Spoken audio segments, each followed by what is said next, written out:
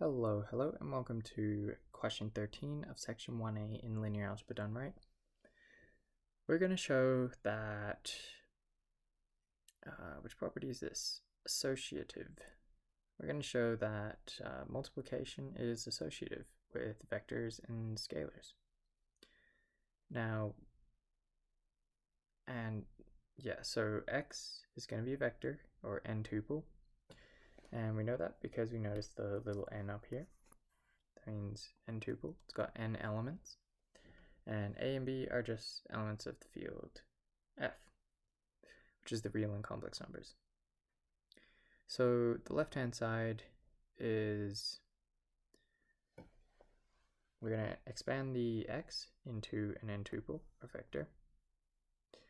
And then we're going to use the distributive or scalar multiplication by a vector property and multiply each component by AB, right?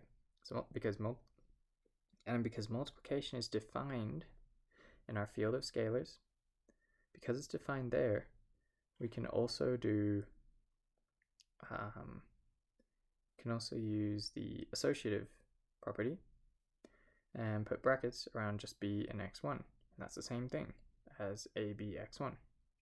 We do that for all components throughout, do it for all of them, and then you can reverse the multiplication of a scalar by a vector property or definition and take the a out to the front. So you can take the a out to the front, and it comes out here. And then notice that all of these are the vector x, and they're all multiplied by b, which means you can further take b out to the front, and you get b there.